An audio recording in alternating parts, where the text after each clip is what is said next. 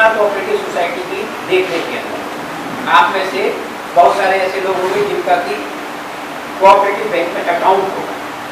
तो अगर हम बैंकिंग को देखें तो हमारे देश में इस समय 3 तरह के बैंक काम कर रहे हैं। एक है नेशनलाइज्ड बैंक, राष्ट्रीयकृत बैंक, पंजाब नेशनल हो या यूनियन बैंक हो या कोई भी बैंक हो, तो ये राष्ट्रीयकृत बैंक है। दूसरे बैंक है प्राइवेट बैंक, जैसे HDFC का बैंक, ICICI का बैंक, करूर वैश्य बैंक, इस तरीके से और बहुत सारे भी, सिटी बैंक, ये सारे के सारे प्राइवेट बैंक। और इसके अलावा नेशनलाइज्ड बैंक, पहले नेशनलाइज्ड बैंक की शेयर होल्डिंग सिर्फ सरकार की, लेकिन अब पंजाब नेशनल बैंक है, यूनियन बैंक है, कैनरा बैंक है, इन्होंने अपने शेयर सरकार की इजाजत और मर्जी के मुताबिक बेच दिए, इसलिए कोई भी व्यक्ति उनका शेयर होल्डर बन सकता है। लेकिन प्राइवेट बैंक के अंदर जितनी भी पूंजी है वो सारी की सारी एक कंपनी की है, एक कंपनी जो कि कंपनीज एक्ट के अंदर रजिस्टर्ड है, वो दूसरे किस्म के बैंक है। और तीसरे किस्म का बैंक हो गया कोऑपरेटिव बैंक, सहकारी बैंक। सहकारी बैंक वो बैंक है जिनके की आम आदमी शेयर होल्डर है। एक अगर आप, मैंने अभी बात की 50 महिलाओं को जमा करने की, और 50 महिलाओं को जमा करने के बाद में 50,000 रुपये जमा करने की, और 50,000 रुपये बनाकर अगर हम 3 करोड़ रुपए बनाए, अगर आप दिल्ली शहर के अंदर urban cooperative bank, urban cooperative bank बनाने के लिए अगर कोई व्यक्ति 3 करोड़ रुपए इकट्ठा कर सकता है और सरकार को जमा करके तो उसका कोऑपरेटिव बैंक खोला जाए, रिजर्व बैंक की इजाजत से कोऑपरेटिव बैंक खोलती है।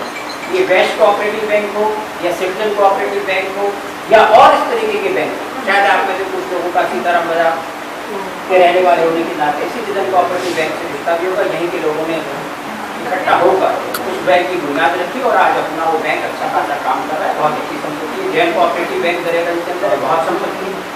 तो ये सारे के सारे कोऑपरेटिव बैंक हैं। अगर आपको उनसे कोई लोन लेना हो तो आपको जाकर कहना चाहिए कि हमें लोन देना है, वो फॉर्म कहते हैं आपके शेयर कितने के, आपने कहा मेरे पास 2,000 रुपये के, तो कहेंगे लोन आपको जब सैंक्शन होगा जब आप 20,000 रुपये के शेयर हो। तो सबसे पहला काम आपका होता है कि आप उसके अंदर पैसा और डालो, बैंक के अंदर अपने शेयर को बढ़ाते हैं। और ये शेयर का मतलब है कि उस बैंक की मिल्कियत आपकी है, वो आपके पैसे हैं, वो बैंक आपका है।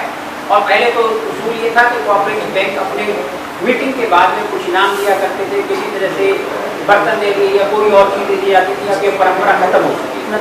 अब बल्कि इसकी जगह ये होता है कि डिविडेंड दिया जाता है। अगर आप पंजाब नेशनल बैंक के शेयर होल्डर है तो वो भी आपको डिविडेंड देगा।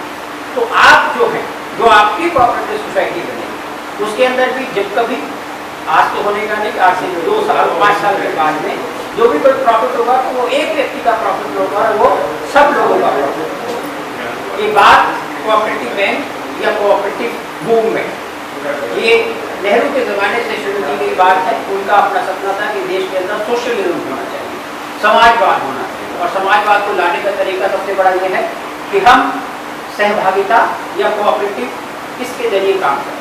एक आदमी के पास में 1 बीघा जमीन है, दूसरे के पास में 5 बीघा जमीन है, तीसरे के पास में 3 बीघा जमीन है।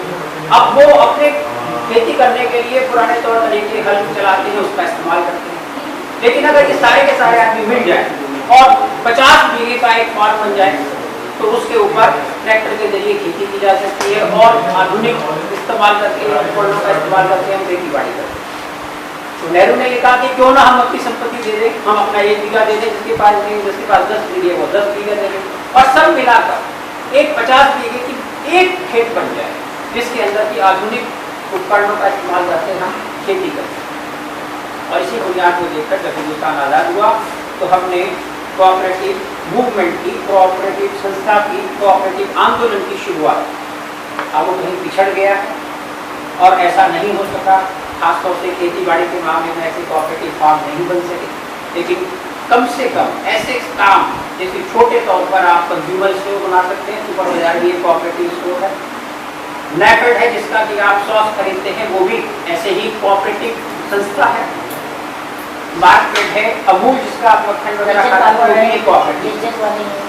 तो इतनी सारी बड़ी बड़ी बहुत बड़े बड़े नाम है, वैसा बना पाएंगे ऐसा तो मैं कह नहीं सकता। और अगर कौन जानता है हमारा एक कदम जो है हमारे को आइडस्ट्री तक पहुँचा सकता है। लेकिन कोशिश ये है कि महिलाएं इकट्ठे हों और वो इकट्ठे होकर एक कोऑपरेटिव मूवमेंट बनाएं और उसके अंदर मैं और आप या इस इलाके की महिलाएं जो हैं वो इस संस्था की बुनियाद।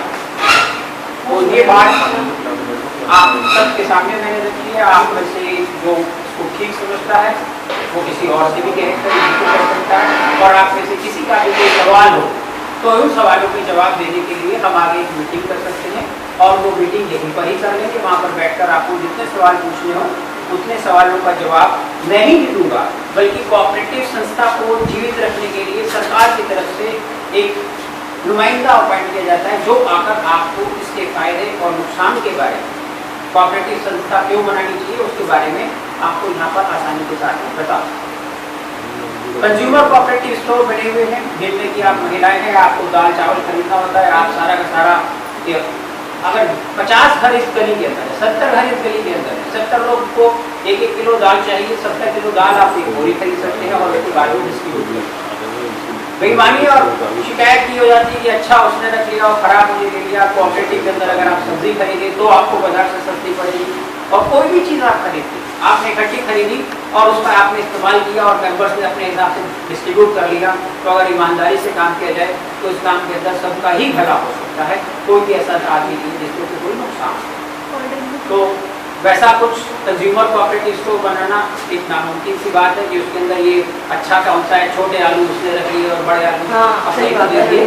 लेकिन पैसे के मामले में ऐसी कोई बात नहीं, कोई छोटा नोट नहीं और कोई बड़ा नोट नहीं। अगर आप लोग इकट्ठा करेंगे तो बड़े नोट भी आप लोगों के लिए होंगे, और इसमें हमारा कोई भी दखल नहीं होगा, हमारा सिर्फ एक सहयोग होगा। यहाँ पर आज आप बैठी हुई है, बिजली चल रहा है या पंखा चल रहा है या जो भी कुछ हो रहा है या कुर्सी है, ये कोई बाजार के अंदर की मीटिंग नहीं है कि हमने कुछ सामान इकट्ठा करके बाजार से किराया लगता है, जगह का भी किराया लगता है, कुर्सियों का भी किराया होता है। एक कुर्सी जो है 15 रुपए के अंदर आप देखिए कितनी टूटी और बेकार आती है, जब तक उसके ऊपर 15 रुपए का सफेद कपड़ा ना चढ़ा जाए कोई आदमी उसके ऊपर बैठना पसंद नहीं करता। तो यहाँ पर आप लोगों के लिए एक जगह है, सीताराम बाजार एसोसिएशन में आपके लिए ये कुर्सियाँ हैं, आप आएँ, आप यहाँ पर अपने विचार रखें, अपनी बात रखें, अपने सवाल रखें, हमसे भी पूछें और दूसरे लोगों से। तो हमारी संस्था के अंदर ये कोशिश करी गई है कि रेजिडेंट्स और ट्रेडर्स दोनों को मिलकर अपने इलाके को अच्छा बनाने की, अपने सीताराम बाजार को अच्छा बनाने की और यहाँ के लोगों का हर तरीके से उत्थान उनके उन्नयन की बात करने के लिए हमने ये संस्था बनाई है।